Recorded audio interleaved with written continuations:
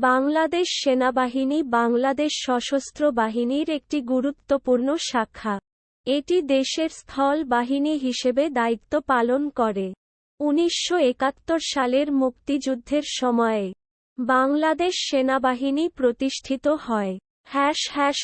গঠন ও কাঠামো বাংলাদেশ সেনাবাহিনীর গঠন ও কাঠামো প্রধানত নিম্নলিখিতভাবে বিভক্ত: তারা চিহ্ন ডিভিশন তারা চিহ্ন সেনাবাহিনী সাধারণত কয়েকটি ডিভিশনে বিভক্ত থাকে। প্রতিটি ডিভিশনে বিভিন্ন ব্রিগেড এবং ব্যাটালিয়ন রয়েছে।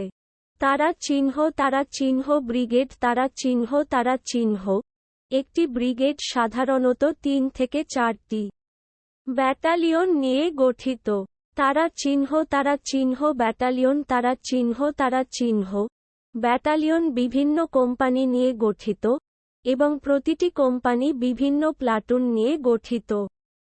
তারা চিহ্ন প্লাটুন তারা চিহ্ন প্লাটুন বিভিন্ন সেকশন বা স্কোয়াড নিয়ে গঠিত।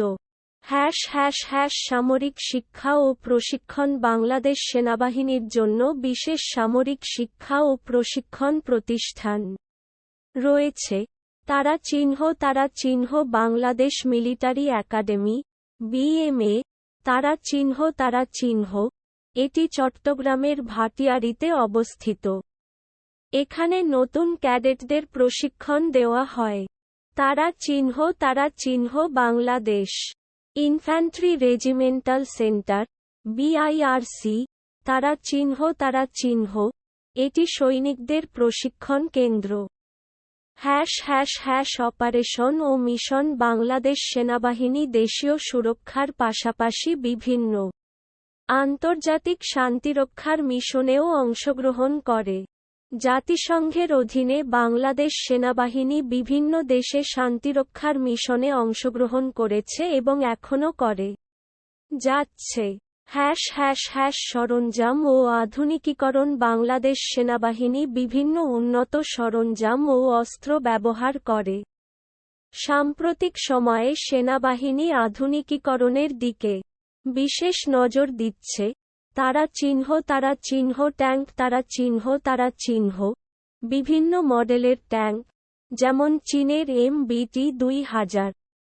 তারা চিহ্ন আর্মড পার্সোনেল ক্যারিয়ার APC তারা চিহ্ন বিভিন্ন মডেলের APC ব্যবহার করা হয়।